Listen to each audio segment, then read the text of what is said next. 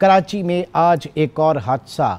लियारी के इलाके बगदादी में 5 मंजिला मखदूश रिहायशी इमारत आज ज़मींबोस हो गई। इस इमारत से अब तक जो रेस्क्यू ऑपरेशन जारी है, मलबे से 7 लाशों और 8 ज़ख्मियों को निकाल लिया गया। कहा जा रहा है कि 12 बदनसीब ख़ानदान जो है इस बिल्डिंग में रिहाइश पजीर थे और SBCA Sindh building control authority के हुक्काम का कहना है कि 3 साल पहले 2 दफ़ा इस बिल्डिंग को नोटिस भेजे गए थे। बात यह कि क्या जिम्मेदारी पूरी हो गई? सिर्फ नोटिस भेजना, इससे ये जिम्मेदारी पूरी हो जाती है? और एक ऐसी जगह जो कि इंतहाई तंग है और गुंजान आबाद है, वहाँ पर सबसे पहले ये कि जो हैवी मशीनरी है उस तक की रसाई नहीं हो पा रही। आपको बताते चलें कि कराची में इस तरह की लगभग 578 इमारतें हैं जो कि मखदूश करार दी गई हैं और एक जनरल प्रैक्टिस ये है कि हर मानसून के सीज़न में इन इमारतों के ऊपर एक इंतबाही नोटिस जो है वो चिस्पा कर दिया जाता है, बैनर जो है वो आवेजा कर दिया जाता है। उसके अलावा शायद कोई काम नहीं होता। अगर होता तो आज हालात इतने खराब नहीं होते। बहरहाल एक बार फिर एक और हादसे के ऊपर एक और कमेटी जो है वो तश्कील दे दी गई है और साथ ही साथ ये कहा गया कि डायरेक्टर SBCA, डिप्टी डायरेक्टर और बिल्डिंग इंस्पेक्टर को मुअत्तल कर दिया। जो अब तक के वाक़यात में हम देख रहे हैं कि जो मैक्सिमम पनिशमेंट होती है, जो मैक्सिमम सज़ा होती है, शायद ये वही हो या इससे पहले तो ऐसा भी शायद नहीं हुआ होगा। इस पूरे मामले को मैं डिस्कस करूंगा। सादिया जावेद जो कि तर्जुमान है इस वक्त हमारे साथ मौजूद हैं और मुनम ज़फ़र अमीर जमात इस्लामी कराची वो भी हमारे साथ मौजूद हैं। सादिया बीबी, सबसे पहले आपसे जानना चाहेंगे कि ये इमारतें और इन समेत 578 इमारतें जो हैं वो मखदूश करार दी जा चुकी हैं। हम किस बात का इंतज़ार करते हैं? हमारी इंतज़ामिया किस बात का इंतज़ार करती है? Thank you very much. नहीं, आपकी बात सही है। इंतज़ामिया बिल्कुल इंतज़ार नहीं करती। कई दफ़ा कोशिश की जाती है। बिल्डिंग में आपकी बात सही है कि बाज़ जगह ये गफलत है SBCA की कि वो जो है जाके लगा लेते हैं, नोटिस लगा देते हैं, जिससे जो है वो लोग नहीं पढ़ते और नहीं नोटिस करते। ये है। लेकिन इस बिल्डिंग के लोगों को ये बात पता थी कि ये बिल्डिंग मखदूश है, क्योंकि इससे बहुत सारे लोगों ने जो है वो मुंतकिल भी हुए। और वो मैं टीवी फुटेजेस ही देख रही थी कि उन्होंने कहा कि जब वार्निंग दी गई है तो हमने बिल्डिंग खाली भी की है। लेकिन ये मैं कह के बरियो ज़िम्मा नहीं हो सकती। Sindh building control authorities Bariyo ज़िम्मा नहीं हो सकती। ऐसे हादसात नहीं होने चाहिए। कमेटी बनाई गई है। जो बाकी बिल्डिंग्स की निशानदेही हुई है उनको ऐसे हादसात से बचाने के लिए इमरजेंसी प्लान के लिए CM साहब ने मिनिस्टर लोकल गवर्नमेंट जो कि सईद गनी साहब हैं उनसे बात की है और इमरजेंसी प्लान बनाया जाएगा कि जो बिल्डिंग्स बहुत ज़्यादा मखदूश हैं उनको खाली कराया जाए, उनके मकीनों को शिफ्ट किया जाए। बाकी जिसमें अगर रिपेयर वर्क हो सकता है तो वो रिपेयर वर्क करवा के लोगों को उसमें रहने की इजाज़त दी जाए। मतलब ये तो आपने एक हिकमत अमली, एक स्ट्रेटजी और एक प्लान जो है वो हमारे साथ शेयर किया। एक बड़ी विशफुल थिंकिंग है। अल्लाह करे कि ऐसा हो, बहुत ही आइडियल चीज़ हो जाएगी अगर ऐसा हो। लेकिन लेकिन लेकिन there are so many ifs and buts. Munam Zafar साहब, हर एक हादसे के बाद इंतज़ामिया जागती है और उसके बाद लंबी तान कर सो जाती है। शुक्रिया जनाब। अच्छा देखें, जो सूरत हाल आज जो वाक़या आज पेश आया है वो बहुत ही अंदरनाक वाक़या है। एक हादसा हुआ जिस हादसे में कई जानें चली गईं और कई लोग ज़ख्मी हैं और अभी भी रेस्क्यू का काम जारी है। मशीनरी लगी हुई है और वो लोगों को निकालने के लिए कोशिश कर रही है। ज़ाहिर बात है इस वाक़े में जितना अफसोस किया जाए कम है, लेकिन इस सब के बावजूद भी हम ये बात कहते हैं कि देखें, सिर्फ नोटिस जारी कर देना तो मसले का हल नहीं है ना। 578 मखदूश इमारतें हैं जहाँ जो किसी भी सूरत में, बारिश की सूरत में या कोई भी ऐसा खुदा न खास्ता कोई ऐसी चीज़ हो तो ये इमारतें जो है वो इसके मकीन तो इनकी ज़िंदगियाँ तो दांव पर लगी हुई हैं। हम सिर्फ नोटिस जारी कर दें, लेकिन इससे आगे बढ़कर ऐसा क्यों नहीं होता कि सिंध बिल्डिंग कंट्रोल अथॉरिटी कोई स्टेप ले, कदम उठाए और हमारे पास मुख्तलिफ इदारे मौजूद हैं, कानून नाफिज करने वाले इदारे मौजूद हैं, वो लोगों को कन्विंस करें, लोगों को मुतबादिल जगह देने की कोशिश की जाए कि कम से कम उनकी जानों का तो, जानों से बढ़कर तो कोई चीज़ नहीं है ना, उनकी जानों का तहफ़्फ़ुज़ किया जा सके। अब आप मुझे बताइए, इस शहर में ये पिछले 5 साल में, ये वो रिपोर्ट है जो सीएम साहब ने SBCA की रिपोर्ट मांगी थी और वो दी गई कि पिछले 5 साल में इस शहर में 1 लाख इमारतें बनी हैं, और वो 1 लाख इमारतें वो हैं कि जो 60 गज और 40 गज के प्लॉट पर 4 मंजिला, 6 मंजिला, 8 मंजिला इमारतें बनाई गई हैं, जिनमें से 85% इमारतें वो हैं कि जिनका कुछ पता नहीं है कि इसका आर्किटेक्चर कौन है, आर्किटेक्चरल डिज़ाइनिंग क्या है इसकी, इनकी कोई अप्रूवल मौजूद नहीं है।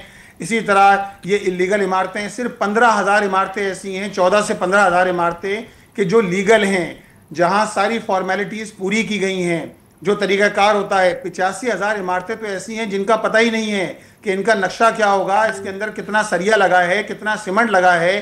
तो आप मुझे बताइए, ये पिछले 5 साल में जो DG रहे हैं SBCA के, इनके साथ क्या करना चाहिए? इनको फिक्स करना चाहिए ना कि किस तरह SBCA के DG जो है, इनकी अप्रूवल के बगैर ये इमारतें बन गई। 40-40 गज पर 6-6 मंजिला इमारतें, 60-60 गज पे 80-80 मंजिला इमारतें इंसानी जानों से खेलने के मुताबिक है, तो इनको फिक्स किया जाना चाहिए। जी, सादिया जावेद से हम सादिया जावेद से जवाब लेना चाहेंगे कि जनाब, हम पिछली ये मखदूश इमारतें तो साइड में रखिए, ये जो नई बिल्डिंग्स बन रही हैं, पिछले 5 साल में 1 लाख बिल्डिंग्स बनी और 85,000 बिल्डिंग्स ऐसी है जिनके बारे में कोई डिटेल SBCA के पास नहीं है कि उनका इंफ्रास्ट्रक्चर कैसा है, किस तरह का है, कहाँ से अप्रूवल है, कहाँ से नहीं है, और ये महज 40 और 60 और 80-80 गज के प्लॉट्स के ऊपर है। हम ये पुरानी मखदूश को तो साइड में रखें, ये जो नई बिल्डिंग है जो इस तरह से मशरूम ग्रोथ हो रही है, वो आप लोगों के रेडार पे नहीं है क्या? मेरी नज़र से ऐसी रिपोर्ट नहीं गुजरी है, पहली बात। दूसरी बात ये कि मुझे ये बताएं कि इस शहर में कमर्शलाइजेशन पोर्शंस का अमल शुरू किस दौर में हुआ?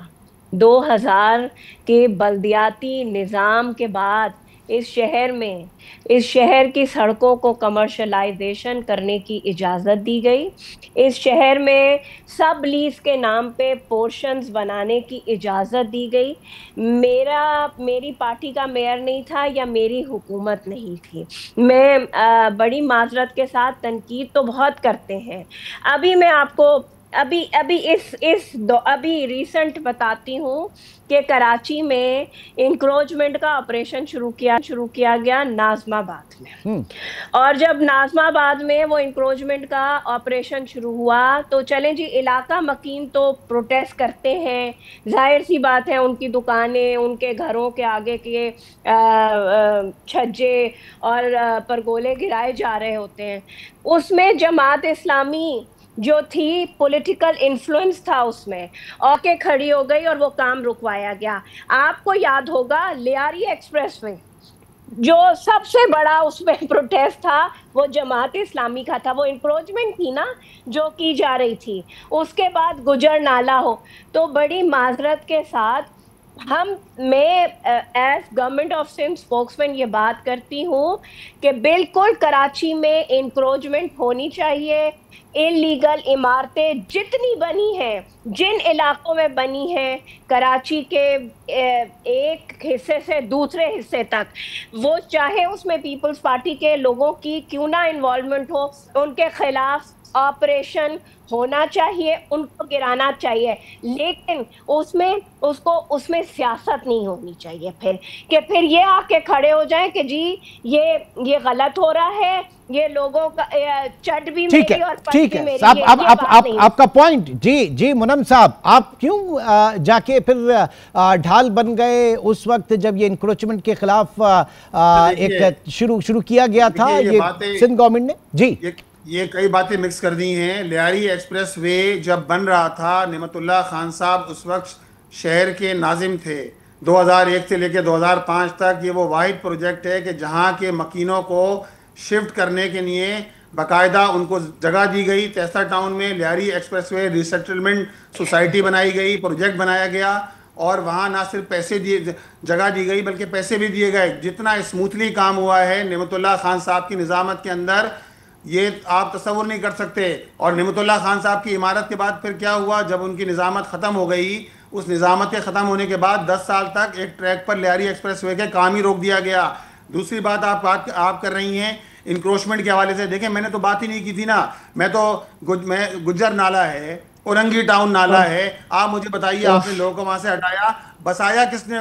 17 साल से पीपल्स पार्टी की हुकूमत है, हमें बताएं ना कि बसाया किसने था गुज्जर नाले में, औरंगी टाउन के नाले के अंदर लोगों को बसाया क्यों था? हमने आज नहीं तक उन बसाया लोगों को था, हमने नहीं पैसे नहीं बसाया दिए था। गए।